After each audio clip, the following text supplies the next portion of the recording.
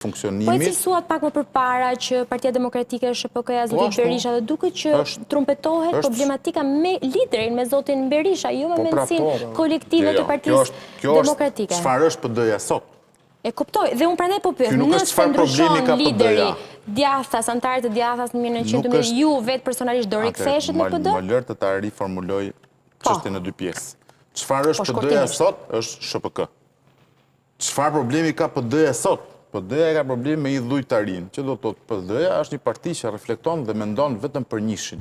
PD-ja nuk mendon si parti elektorale. Po të mendonte si parti elektorale, do kishte kultivuar në 15 apo 12 apo 15 vjet që kanë opozit, do kishte kultivuar figura politike. Ndërkohë që nëse flasim për kultivim figurash politike, në PD numërohen me gishtat e vetëm njerëz dorë. Dhe kjo nuk është një parti e hapur apo demokratike, është një parti qëndërzuar me një objektiv vetëm të kemi unin, nishin, idhullin, ta kemi aty ke pjedestali dhe jemi të gjithë shumë të lumtur.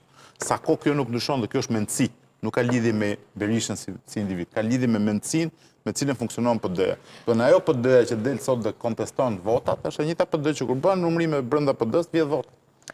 Zoti Çipa, mendoni që arsyeja pse partitë të cilat e konsiderojnë veten e tyre opozitare nuk u bashkuan në Partinë Demokratike është çështja e liderit të saj, zotit Berisha?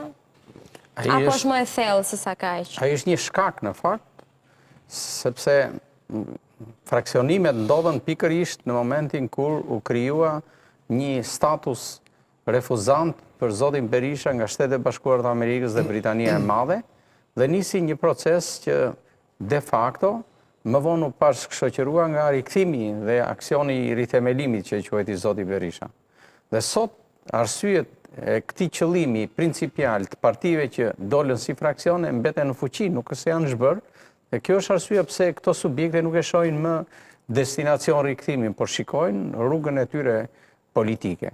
Ajo që ne dëshirojmë që këto fraksione, në momentin kur u përballen me një sfidë siç është procesi 11 majit, nuk arritën të kapitalizonin prezencën alternative dhe konkurime alternative të tyre, është nevoja të rishqyrtojnë pozicionet qoftë jo në raport me Partinë Demokratike, në raport me vetveten, me gjithë ato që mund të themi si motrat e tyre në skenën politike të vendit.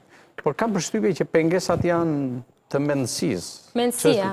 Kush duhet të jetë njëshi, kush duhet ta drejtojë, e tjerë. Kjo është një gjë e njohur në bukuria antropologjike në skenën tonë. Zoti Sefa, pastaj do kalojmë në diskutimet a votohet lideri, a është lideri shëmbulltyra e partisë, etj, por do shkojmë gjatë. Në një fjali të gjatë, mund të më jepni përgjigje se jemi në sekondat e fundit. Unë jam ndër ato që besoj që një parti që të jetë fituese duhet ta ketë liderin e fortë, por jo të përjetshëm.